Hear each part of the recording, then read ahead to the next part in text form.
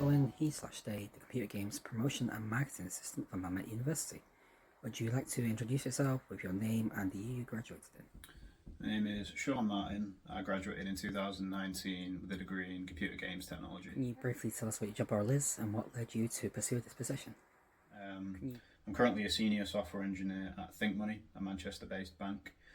What led me to pursue this position? So obviously I did computer games technology at uni, but I did a sandwich year placement in second year. I was sort of in between second and third year,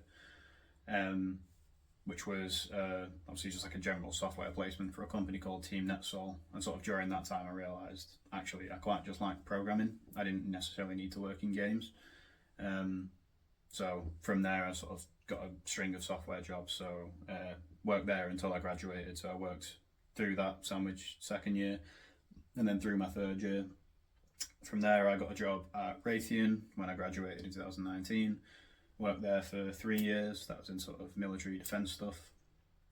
After that went to a company called Infinity Works, who are now owned by Accenture, so consultancy. So essentially going into different companies and basically being a software engineer for them, just working through this consultancy. And then that's sort of led me to where I am now. And the reason I took this particular job is because they specialise in Golang, which is my favourite language. So I just decided to go for the best Go employer I could find, really. What specific aspects of your education do you think were the most valuable in helping you get your job in the industry? I mean, obviously, just like doing the programming and all that kind of stuff was really important. But I would say the most important thing generally was not so much the education, it was more so the industry contacts that I made and the access to industry professionals. Like I say, I had that placement year in second year, which I would say is the most important thing in my sort of career journey, was that easy on ramp to the professional world. I think if you get to the end of university and you've not done something like that, it is a little bit harder, because ultimately it's the kind of everybody knows it, it's the you need experience to get a job, but how do you get experience? Well, the way that you get experience is you find a way to effectively get in there at the easiest position and the sort of lowest level, which I was fortunate enough to do when I got that sandwich year placement. So I would say absolutely the most important thing for me was that sandwich year placement. How did you land your first job, and can you walk us through the application and interview process? The application process, so for that it was just kind of sending an application. In this case it was a direct university contact, so some people get placements through going after themselves, go to the companies that they particularly want to work for. This was sort of an internal jobs board at MMU, so they'd advertise directly through them. I applied through that, sent in my CV, sent a cover letter, went to an interview that wasn't particularly intense. It was just a few basic questions like solid principles and all that kind of stuff. But really they cared just more like, are you a relatively normal person? Would I like to work with this person? Would I like to have a beer with this person, kind of thing? Nothing too overly complex. And most of the software jobs I've had have been relatively similar. Like the one at Raytheon, we did a bit of annotating some code, just to like, how could you improve this, that kind of stuff. But it was again mainly sort of personal questions. How do you work in a team, that kind of stuff. With Infinity Works, it was a technical test, which I didn't even write that much code for. I mainly wrote unit tests, and they could see enough of my thought process because they didn't really care about the end solution. It was more about how do you get to that solution. Culture fit interview, and then a system design interview. So like talk about a system you've worked on, explain its sort of system design aspects and stuff, and ways you could improve it, particular things you liked about it, all that kind of stuff. And then this current one, much the same kind of thing. It's never been overly emphasizing on the technical side of things. Like obviously they want to know you can code, they want to know you can talk about like how to design systems and stuff like that, but nothing too crazy. Any challenging parts with transitioning from being just a regular university student to a working industry professional?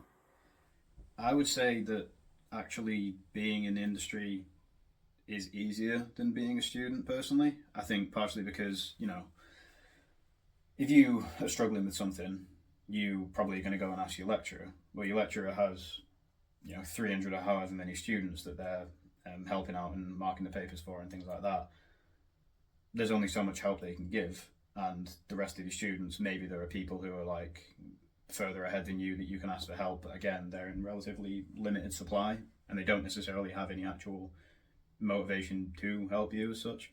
Whereas in the industry, if you don't know something, you just ask someone who's more experienced. And the key thing I would say is, and this kind of links to getting a job and nerves as a graduate and stuff, you aren't expected to know anything when you get your first grad job, like at all. They just expect you to be able to work with people, be curious, be willing to say I don't know, and then pick up everything else from the people around you that are experienced. Also, obviously, just having a 9 to 5 job or something along those lines, is not always 9 to 5, but having that routine, I would say, is a lot better than when you are a student. Sort of, when I was at uni, I was getting up at sort of 2 p.m, managing my time very, very, very poorly. I manage my time a lot better now, and I realised that university would have actually been way easier had I just managed my time better. And I think a job gives you that, so I actually quite like it. Were there any specific skills or tools you learned during your studies that directly contributed to getting your first job? I mean, obviously, just doing a fair amount of programming and learning about that kind of stuff is obviously quite important to getting a software job. Other than that, not really.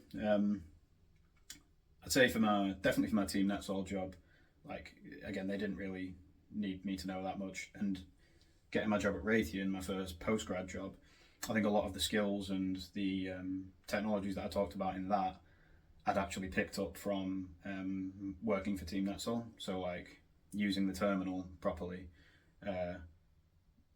like doing a lot of like actual real code and making production systems and writing tests and all that kind of stuff, more so came from the other kind of working side of the world. How important was your portfolio in securing your position, and what tips would you give current students about creating a strong portfolio?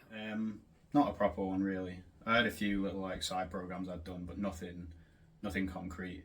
And I don't think it really matters that much. Maybe it does in games, but for software, not as much, no. Did you participate in any internships, game jams, or side projects during your studies, and did these experiences impact your job search? So obviously there's the internship that I had, my sandwich year placement, which again I would say is probably the most important thing in my career, as to why I am where I am now. Game jams, I did Global Game Jam in 2019. Again, it was fun, it was nice. There were industry people there that I think had I needed a job at the time, because I was already working, I think I'd already gotten my job at Raytheon at that point. If I didn't have that, I would have been sort of hounding them. Because if someone's sponsoring a hackathon, they're not just doing that altruistically, they're doing that to get their name out there as an employer.